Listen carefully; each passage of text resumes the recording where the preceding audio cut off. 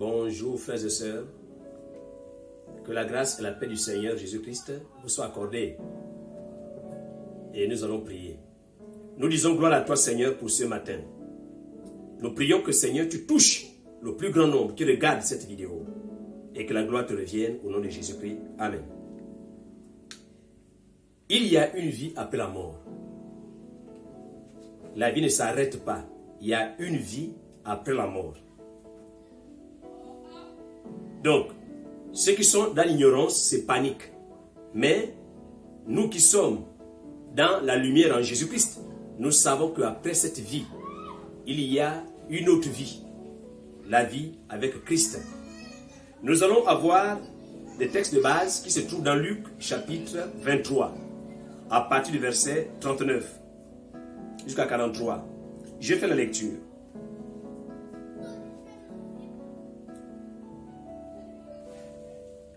L'un des malfaiteurs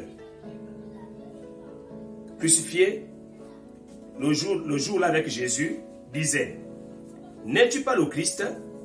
Sauve-toi toi-même et sauve-nous.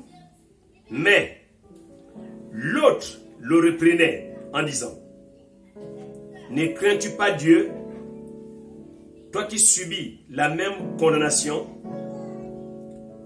Pour nous, c'est justice, car nous recevons ce qu'ont mérité nos crimes. Mais celui-ci n'a rien fait de mal. Et il dit à Jésus: souviens-toi de moi quand tu reviendras dans ton règne. Souviens-toi de moi quand tu reviendras dans ton règne. Souviens-toi de moi quand tu reviendras dans ton règne. Jésus lui répondit: je te le dis en vérité, aujourd'hui même, tu seras avec moi dans le paradis. Aujourd'hui même. Alors, l'un des brigands qui dit à l'autre: que n'as-tu pas peur de Dieu? Nous aussi on nous crucifie parce que nous avons péché, mais lui n'a pas péché. Et il dit à Jésus: souviens-toi de moi quand tu reviendras. Mais Jésus-Christ dit que ce soir même, ce soir, parce qu'on va les tuer là, ils seront crucifiés, ils vont mourir.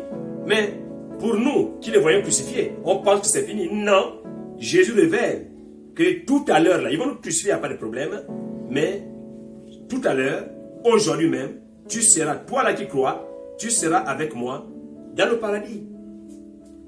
Et là, nous savons que la croyance est très importante pour aller au paradis. Jésus a dit: celui qui croit à la vie. Celui qui ne croit pas n'a pas la vie. Il faut croire.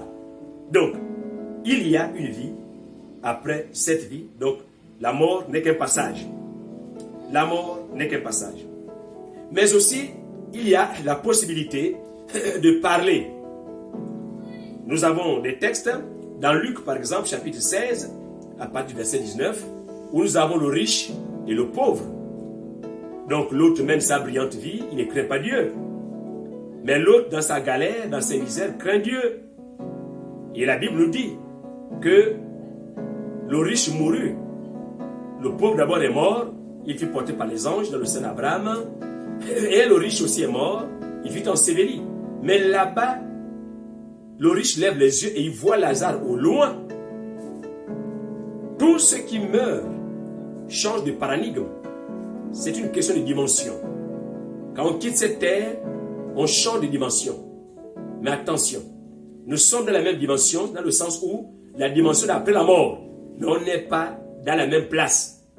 Il y en a qui sont en haut, d'autres sont en bas. C'est pas moi qui le dis, c'est Luc 16, à partir du verset 19, qui le dit. L'histoire du riche et du pauvre Lazare. On communique, mais seulement chacun a déjà reçu un quitus. Tu sais là où tu pars. L'autre a le quitus pour aller au Sheol, donc au Sheol, donc c'est-à-dire l'enfer. L'autre a le quitus d'aller dans le sein d'Abraham, qu'on appelle aujourd'hui le paradis. Nous allons confronter notre thème avec d'autres passages. D'autres passages, et nous allons lire ici 1 Thessaloniciens, chapitre 4. 1 Thessaloniciens, chapitre 4. Je vais faire la lecture. Après, nous allons aller vers la fin dans Apocalypse. Il y a une vie après la mort. Il y a une vie après la mort. Après la mort, ce n'est pas fini. Il y a la vie. La mort n'est qu'un passage. Donc, je disais 1 Thessaloniciens chapitre 4. Je vais lire le verset 15. Voici en effet ce que nous vous disions. D'après la parole du Seigneur, nous les vivants, restés pour l'avènement du Seigneur, nous ne dévancerons pas ceux qui sont morts. Au verset 16. Car le Seigneur lui-même a un signal donné à la voix d'un archange et au son de la trompette de Dieu descendra du ciel et les morts en Christ ressusciteront premièrement. Ensuite, nous les vivants, verset 17, ensuite nous les vivants qui seront restés, nous serons tous ensemble enlevés avec eux sur des nuées à la rencontre du Seigneur dans les airs. Et ainsi, nous serons toujours avec le Seigneur. Consolez-vous donc les uns les autres par ces paroles. Nous les vivants, nous n'allons pas dévancer ceux qui sont morts. Nous avons l'habitude de chanter il y a quelques années. Nous ne dévancerons pas ceux qui sont morts, car ils sortiront de leur tombe. Un signal donné, le Seigneur va donner un signal, l'archange va donner un signal, et nous allons aller dans la rencontre. Je paraphrase parce que ça fait très longtemps, ça fait près de 30 ans que je connais ces cantiques. Donc nous ne dévancerons pas ceux qui sont morts. On ne va pas dévancer. Un signal donné, les morts en Christ d'abord, premièrement, vont ressusciter. Et maintenant, nous les vivants, ceux qui seront vivants à l'époque, seront transformés. Alors tout le monde, on va monter à la rencontre du Seigneur. Nous allons lire Apocalypse chapitre 20 au verset 6. Apocalypse. Il y a une vie après la mort. Il y a une vie après la mort. Apocalypse chapitre 20, le verset 6. Je lis la parole du Seigneur dans Apocalypse au chapitre 20, le verset 6. Écoutez ce qui est dit. Heureux et saints ceux qui ont part à la première résurrection. La seconde mort n'a point de pouvoir sur eux, mais ils seront sacrificateurs de Dieu et de Christ, et ils régneront avec lui pendant 1000 ans. Parce que il y a d'abord eu la première résurrection. Après, il y a la deuxième résurrection. Donc, quand nous allons lire Jésus-Christ lui-même, quand il est ressuscité, nous sommes là dans Jean chapitre 20, à partir du verset 15-17, il a dit à Marie, ne me touche pas d'abord, car je ne suis pas encore monté vers mon Père et vers votre Père. Et pourtant, il avait dit aux brigands que ce soir, on sera au paradis. Parce que le paradis, c'est la place où tous ceux qui sont sauvés y vont. Mais après, il faut la félicité éternelle. Mais avant la félicité éternelle, il faut d'abord le jugement dernier. Parce qu'il faut que, pour les autres, ils soient convaincus qu'ils doivent aller en enfer. Et pour nous les chrétiens, qu'on ait nos récompenses, chacun pour sa part. Voilà pourquoi chacun sera évolué pour ce qu'il aura fait sur la terre. Nous allons terminer avec Jean chapitre 11, le verset 25. Il y a une vie après la mort. Il y a une vie après la mort. Jean chapitre 11, le verset 25. Je vais lire. Jésus lui dit, je suis la résurrection et la vie. Celui qui croit en moi vivra, quand bien même qu'il serait mort. Je suis la résurrection et la vie. Celui qui vit, celui qui croit en moi vivra.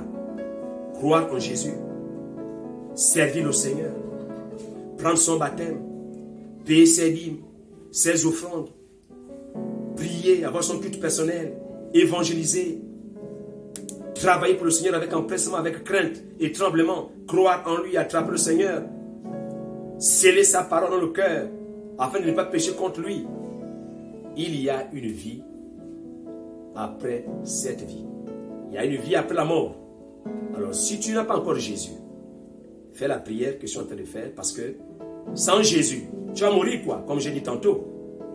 Mais tu nous verras en haut, mais tu seras en bas. Tu le verras en haut, mais tu seras en bas. Et il y a des évidences. On n'a pas le temps de lire, mais il y a quelqu'un qui a visité le ciel. Paul a visité le ciel, ça se trouve dans 2 Corinthiens chapitre 2 Corinthiens 12, les 1 à 5. Paul a visité le ciel. Il est parti jusqu'au 3e ciel qu'on appelle le paradis. Mais si tu n'as pas Jésus, tu n'iras pas là-bas. On te verra, mais tu seras en bas. L'exemple du riche et du pauvre Lazare fait école. Tu seras en bas. Et puis il parle. Mais le riche a vu Lazare loin dans le sein d'Abraham. Donc c'est-à-dire au paradis. Aujourd'hui on va dire paradis. Mais avant, c'est l'hébraïsme. C'était le sein d'Abraham. Aujourd'hui c'est le paradis. Mais l'autre était au Sheol. On appelle maintenant l'enfer. Donc si tu n'as pas encore Jésus, prie avec moi cette prière. Répète après moi. Seigneur Jésus-Christ, j'ai écouté ta parole. Ton serviteur a dit qu'après cette vie, il y a une autre vie. La mort n'est qu'un passage. Aide-moi, Seigneur Jésus. Viens dans ma vie. Sauve-moi. Pardonne mes péchés. Inscris mon nom dans ton livre de vie. Lave-moi par ton sang. Et donne-moi le Saint-Esprit pour que je te serve avec puissance et autorité. Au nom de Jésus-Christ, je vais les prier. Amen. Que Dieu vous bénisse. Faites le travail de partage, c'est l'évangélisation. Il faut évangéliser. Quand vous partagez, vous évangélisez. Si tu sais que tu es chrétien, tu peux partager ça pour évangéliser. C'est un message que quelqu'un peut avoir l'édification. Que Dieu vous bénisse.